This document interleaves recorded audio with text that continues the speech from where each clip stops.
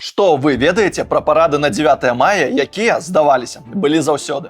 Памятаю, як мы з бабуляй і дзядулем кожны год на дзень перамогі урубалі спачатку расійскую трансляцыю парада на Чырвонай плошчы ў Маскве, а потым тэлевізар Віцязь пераключаўся на парад у Мінску. І калі шчыра, маім дзіцячым мазгам расійскі парад падабаўся больш, бо там танкі, самалёты і вось гэта вось усё. Але чым сталей я станавіўся, тым менш пачуццяў выклікалі танкі і прага да пабедабесія і вось гэтага майго улюбленага. Можам паўтарыць. Пры гэтым здавалася, што парады на 9 мая у Беларусі былі заўжды. Але, гэта зусім не так. Таму сёння мы, канал «Загляне сонца», занырваем у гісторыю ваенных парадаў на 9 мая ў Беларусі. Я галоўным персанажам першага партызанскага парада ў Мінску стаў Казёл. Чаму пры Сталіне 9 мая лязгаць гусеніцамі і чапляць георгіўскую стужку было не камільфо. І самае галоўнае, як беларусы спрабавалі адмежавацца ад таго, што рабілі на 9 мая ў Расіі.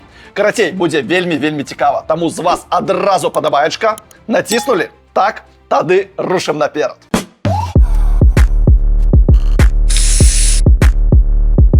Яшчэ да пачатку Другой сусветнай вайны ў Саўку любілі вайсковыя парады і праводзілі іх, каб паказаць моц ва ўмовах падрыхтоўкі да сусветнай вайны. Бо менавіта вайна павінна была распаўсюдзіць камунізм на ўсёй зямлі. Выглядае дзіўна, але ваенныя парады ў Маскве праводзілі на 1 мая і дзень кастрычніцкай рэвалюцыі 7 лістапада. Ну, хоць тут усё больш-менш зразумела. А вось у Беларусі быў яшчэ адзін дзень для вайсковых парадаў – 11 ліпеня, які азначаўся як дзень вызвалення ад белапалякаў з нагоды другога абвяшчэння БССР у 1920 годзе. У гэты дзень у Мінску ладзіліся дэманстрацыі рабочых і вайсковыя шэсці. Ну і пад гэтую дату беларускі народ атрымліваў падарунак ад свайго кіраўніцтва. 11 ліпеня у Мінску звычайна распачыналі грандыёзныя будоўлі. Так, напрыклад, калісьці пачыналі будаваць стадыён «Дынама» і тэатр оперы і балета. І нават з гэтай нагоды быў зняты першы беларускі мастацкі фільм «Лясная быль». Нічога не нагадвае? Здаецца, у Беларусі з падарункамі ад дзяржавы нічога не змянілася і праз 100 гадоў.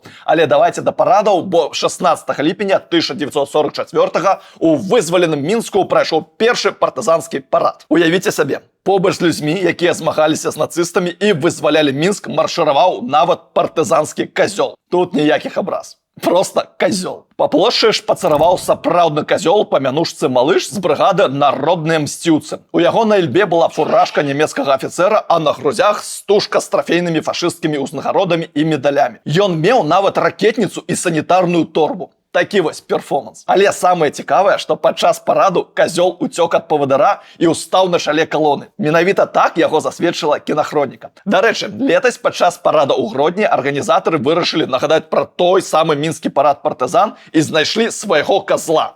Але, здаецца, шпацараваць сярод людзей, якіх пераапранулі пад беларускіх партызан часоў Другой сусветнай, яму не вельмі спадабалася. Дарэчы, а як вам такі мастацкі ход? Го абмяркуем у каментарах.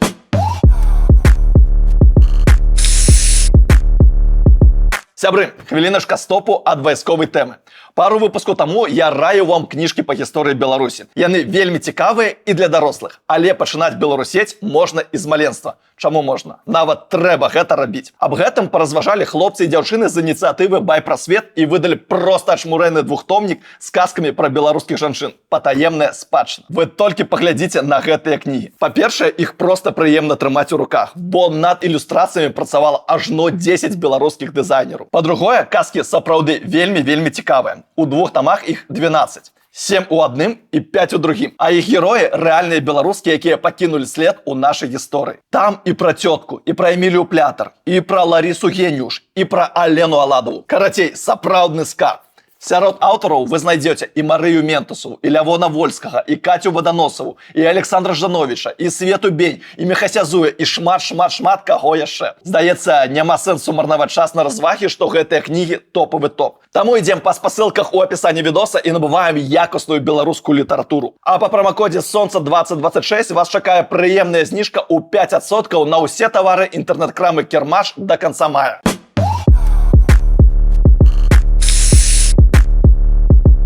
Святаў перамогі ў СССР ад пачатку было адразу два. З нагоды перамог над фашысцкай Германіяй і над Японіяй. Абодва ў 1945 годзе былі абвешчаны выходнымі днямі і прападалі на 9 траўня і 3 верасня. Прычым 9 траўня 1945 года ніякага парада не было. Затое вуліцы ўсіх савецкіх гарадоў, як і Мінска, спантанна запоўніліся людзьмі. Яны азначалі вестку пра капітуляцыю Германіі і перамогу. Нават не магу уявіць, што ў той дзень адбывалася на вуліцах Мінска. Гэта была некантраляваная рэакцыя людзей без абавязковых падзякаў Сталіну, без шанавання, як тады казалі, вырашальнай ролі партыі. Гэта былі жывыя эмоцыі, пачуцці, радасць ад перамогі і ўспаміны пра тыя вялікія страты, якія былі прынесены ў ахвяру. Таму не дзіўна, што ўжо 23 снежня 1947 Сталін адмяніў выхадныя дні 9 траўня і 3 верасня, ды замяніў іх Новым годам. У маладой краіне Савету ў 1926 годзе Новы год і Раство былі забароненыя, як святы царскага часу. Не пашкадавалі нават ялінкі. Пазней, у 1935 годзе Новы год вярнулі толькі як свята для дзяцей. А вось 1 студзеня 1948 года Новы год паступова ператварыўся ў самае любімае савецкае свята. Затое свята перамогі фактычна было адменена. Дарэчы, Мікіта рабіў выпуск пра тое, як святкавалі Новы год у БССР. Гляньце, там вельмі цікава. Дык чаму Сталін адмяніў святкаванне Дня перамогі? На тое, відавочна, былі прычыны. Ва ўмовах культу асобы ён пазіцыянаваўся як глаўны творца перамогі, як вялікі палкаводзец і настаўнік. І гэта не гледзячы на ўсе яго пралікі ў той вайне. Аднак у грамадзян Савецкага Саюза і найперш франтавікоў перамога ў вайне з немцамі звязаная з іншым чалавекам, маршалам Георгіем Жукавым. З ім звязвалі і абарону Масквы, і захоп Берліна, і падпісанне капітуляцыі нацысцкай Германіі, і нават тое, што ўпершыню назвалі як парад перамогі, які адбыўся ў Маскве на Чырвонай плошчы 24 чэрвеня 1945. Цікава, што гэтым парадам насамрэч камандаваў уражэнец беларускіх телеханаў, маршал Канстанцін Ракасоўскі. Прычым той першы парад перамогі зусім не падыходзіў на традыцыйныя ваенныя парады, якія да вайны праводзіліся ў СССР. Уявіце, што сярод пераможцаў у атэістычным Савецкім Саюзе прамаршыравалі нават бацюшкі з медалямі. Але бог з гэтымі папамі, давайце да беларусаў. Бо беларусы не былі беларусамі, калі б не знайшлі, як вылучыцца і паказаць сваю адрознасць ад Масквы. Нават у тых умовах. Таму беларусы правялі ў Мінску свой парад перамогі 16 верасня 1945 года у гонар 6-га паходу Чырвонай арміі ў заходнюю Беларусь. Гэта вельмі важны паказчык, бо нават у тыя часы беларусы спрабавалі даказаць і паказаць, што мы гэта не адно і тое, што і Расія. Падабайка, калі лічыце таксама.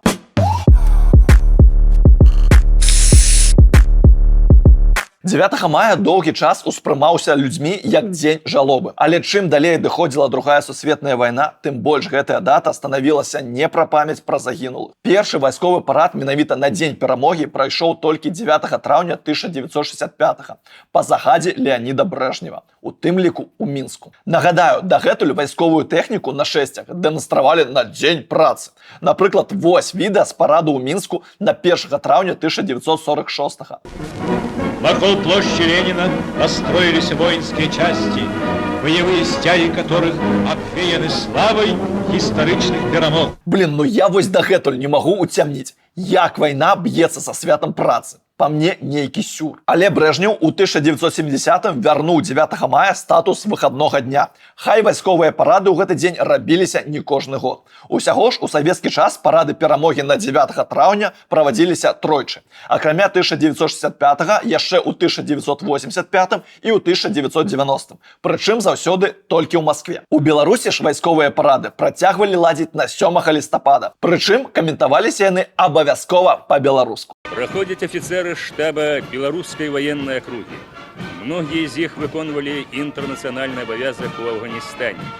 А вось на 9 траўня праводзіліся дэманстрацыі з удзелам ветэранаў, якія ускладалі кветкі да манумента перамогі. І мне падаецца, гэта вельмі важны стейтмент. Беларусы вельмі добра разумеюць, якім коштам далася гэтая перамога. Яны разумеюць жах і цяжар вайны. У нашай краіне 9 траўня вельмі працяглы час быў днём памяці, а не пабедабесія. Мне здаецца, беларусы сапраўды на нейкім генным узроўні захавалі страх вайны. Ніхто яе не хоча, ні ў якім выглядзе. І тут ёсць кансэнсус ва ўсім грамадстве. І ў змагароў, і ў лукашыстаў. Падабайка, калі згодны.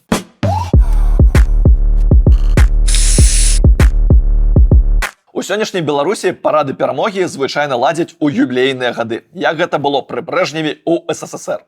Ох, зноў думкі пра застой. Ну і, канешне, асоба праходзяць вайсковыя парады на так званы Дзень незалежнасці 3 ліпеня. А вось так выглядала рэпетыцыя парада на сапраўдны Дзень незалежнасці 1992 года, які, дарэчы, тады святкаваўся 27 ліпеня.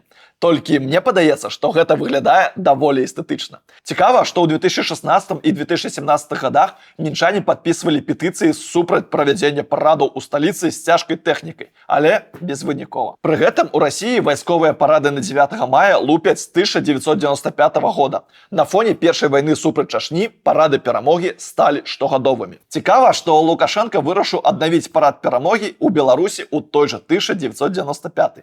Але ў Расіі яны сталі штогадовымі, а ў нас так, як было ў Саўку, раз у пяцілетку. Фактычна, Лукашенко намагаўся гэтым паказаць, што толькі Беларусь захавала сапраўдны савок і ёсць яго пераемніцы. Ёсць тут яшчэ адно адрозненне. Галоўны атрыбут параду перамогі ў Расіі – георгіевская стужка, якую цяпер многія асацыююць з перамогай. І гэта, насамрэч, прапагандысцкая прыдумка. У савецкі час ніякіх георгіевскіх стужак не было, а была гвардейская, якая адрознівалася колерам і была сімвалам флота. Прычым яе сталі ўжываць толькі ў 1942 годзе. А вось тое, што сёння называюць георгіевскай стужкай, гэта сімвал, які выкарыстоўвалі расійскія калабаранты, наперш уласаўцы. Цікава, што створаны ў Бабруйску ў 1944 годзе саюз барацьбы супраць бальшавізму выкарыстоўваў георгіевскую стужку для сваёй сімволікі. Яна прысутнічала на мерапрыемствах арганізацыі падчас святкавання 1 мая 1944 у Бабруйску. Карацей, у савецкі час быў толькі адзін сімвал перамогі – чырвоны сцяг над Рэйхстагам. А георгіевская стужка стала шырока ўводзіцца ў Расіі ў якасці быццам бы сімвала перамогі толькі ў 2005 годзе. А з 2014 яна стала сімвалам расійскай агрэсіі супраць Украіны і акупацыі Крыма. Тады яе сталі называць каларадкай. Уявіце, што ў 2006 годзе ў Расіі вырабілі 45 мільёнаў такіх стужак. І ведаеце, у якую адзіную краіну былога СССР іх тады улады не дапусцілі? Калі так, то чарканіце ў каментары. Раз, два, тры... Усё правильно, у Беларусь.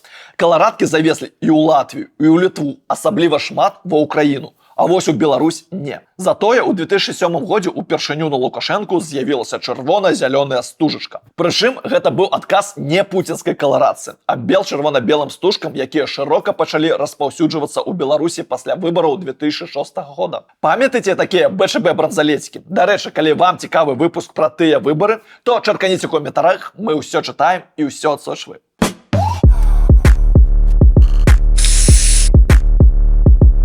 У 1995 годзе ў незалежнай Беларусі прайшоў першы парад перамогі, які ладзіўся на былой плошчы Уладзіміра Леніна, плошчы незалежнасці. Ён праходзіў пад савецкай сімволікай і вялікай колькасцю сцягаў БССР, а таксама расцяжкамі за аднаўленне Савецкага Саюза. Усё гэта адбывалася амаль праз месяц пасля збіцця дэпутатаў БНФ у парламенце і за некалькі дзён да рэферэндуму 1995, які ў выніку зрабіў чырвона-зялёны сцяг дзяржаўным замест бел-чырвона-белага. І нягледзячы на тое, што Лукашенко і яго прыхільнікі фактычна абмежавалі выкарыстанне дзяржаўнай БЧБ сімволікі, людзям удалося пранесці яе на плошчу. А таксама дзяржаўную на той час сімволіку актыўна выкарыстоўвалі вайскоўцы. Разам з БЧБ у іх можна было заўважыць какарды з пагоняй. Лукашенко тады яшчэ быў проста ў касцюме побач з прэм'ер-міністрам Чыгіром. Паказальна, што народ знаходзіўся ў непасрэднай блізкасці да вайскоўцаў і нават назіраў за мерапрыемстваў з балкону. А яшчэ першы парад перамогі запомніўся тым, што ў кадр трапіў хлопец, які смачна пазяхаў, пакуль пасол Украіны Уладзімір Жаліба даваў інтэрв'ю. Эх, як усё ж гэта было лампава. У 2000 годзе парад перамогі на 9 траўня зноў жа быў на плошчы перамогі. І гэтым разам упершыню разам з вайсковай тэхнікай і вайскоўцамі прайшлі трактары і белазы. Але чым далей ад перамогі, не ад плошчы, тым больш пафасу мы бачылі ў Лукашэнкі, які пачаў ператвараць гэтае свята ў асабісты перформанс. 9 траўня 2010 Лукашенко упершыню апрануў створаную адмыслова для яго вайсковую форму, а таксама прывёз свайго малодшага сына Колю у вайсковай форме. Як вы ставіцеся да таго, што ў той дзень вайскоўцы аддавалі Колю воінскае вітанне? Напішыце ў каментарах, вельмі цікава будзе пачытаць. Дарэчы, гэта быў апошні парад, дзе ў Мінску адначасова можна было сустрэць вайскоўцаў з Расіі і Украіны, якія маршавалі разам. Агулам у тым парадзе удзельнічала рэкордная колькасць вайскоўцаў 30 тысяч чалавек, або амаль палова ад беларускай арміі.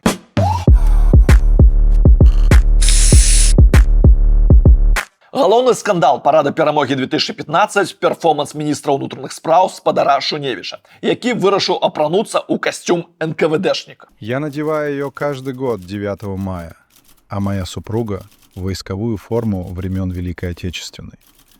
В этой форме они работали в тяжелое послевоенное время, боролись с вооруженными бандами, защищали людей от уголовников и нацистских недобитков. Поэтому я горжусь тем, что у меня есть абсолютно точная копия этой формы. Меркаванне Шуневіча мы выслухалі, а з чым у вас асацыюецца праца НКУС? Гоу у каментары. Дарэчы, калі вам цікавы выпуск пра беларускі НКУС, то напішыце, мы ўсё чытаем і да ўсяго прыслухоўваемся. Тады ж у 2015 упершыню на парадзе перамогі паказалі беларуска-кітайскі паланэз. Гэта, дарэчы, адзін з перадавых узораў зброі ў сваім класе. Кажуць, што паланэз па некаторых характарыстыках лепш за амерыканскі хаммерс. Недарма кітайцы забараняюць прадаваць паланэзы нават у Расію. А яшчэ ў парадзе перамогі прыняў удзел аркестр США. Вось гэта была адліга. З аднаго боку Шуневіч НКВДшнік, з другога аркестр са штату. Але найбольш скандальны парад перамогі ў Беларусі быў праведзены ў 2020 годзе, калі краіна была ахоплена першай хваляй каранавіруса, а людзі збіралі подпісы пад петыцыяй за яго адмену. Дарэчы, менавіта тады я пазнаёміўся з творчасцю Грышы Азаронка. Пришло время доказать, что Беларусь не истеричная барышня-подросток, закрывшая лицо под маской, а гордая республика-партизанка. Впереди юбилей Победы. Встретим его достойно. Гнем свою линию. Першапачаткова парад планавалі на вечар 9 траўня. Каб Лукашенко мог злетаць на парад у Маскву, але Путін свой парад адмяніў, пакінуўшы толькі авіяцыйнае шоу. Лукашенко вырашыў гэтым скарыстацца і паказаць, што ў Беларусі быццам усё добра. Пры гэтым улады да апошняга адцягвалі з рэпетыцыяй, і салдаты пачалі страчваць прытомнасць праз гарачыню. Звычайныя мінчане праігнаравалі парад, на якім масава завозілі бюджэтнікаў. Але карцінка выглядала не вельмі. Страшна ўявіць, колькі з ветэранаў, якіх завозілі на парад ва ўмовах кароны, пасля гэтага захварэла і памерла. Як, напрыклад, ледзь не памёр брытанскі блогер Бенджамін Рыч, які наведаў гэты парад і шмат добрых слоў казаў пра адсутнасць карантыну ў Беларусі ў той час, а пасля моцна захварэў.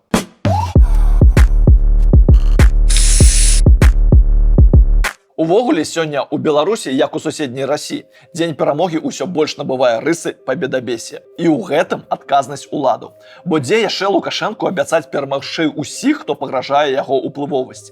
І гэта зусім далёка ад таго, якім святам стаў той сапраўдны народны дзень 9 мая 1945. Нават калі ён перастаў быць святам дзяржаўным. Дарэчы, а як вашыя бабулі і дзядулі праводзілі той дзень? Чаркаміце ў каментарах, будзе вельмі цікава пачытаць. На жаль, цяпер краінай руліць пакаленне, выхаванае на міфах пра Вялікую Айчынную вайну, у якой быццам бы перамагла камуністычная партыя і савецкая ідэалогія.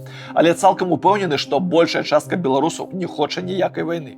Вельмі шмат нашая краіна ад гэтага пакутавала. Таму мы і робім гэты канал, каб беларусы маглі бачыць недзяржаўны позірк на ўласную гісторыю. 70% нашых гледачоў унутры краіны. На жаль, яны не могуць падтрымліваць нашу працу. Але мы лічым, што ведаць сваю гісторыю – гэта не экстрэмізм. Таму мы вельмі ўдзячныя ўсім нашым фундатарам. Калі ў вас ёсць магчымасць падтрымаць наш праект, то гоу у апісанні відэа. Там ёсць усе адпаведныя спасылкі. Дзякуй вам за донат, дзякуй за прагляд і давайце беларусець разам.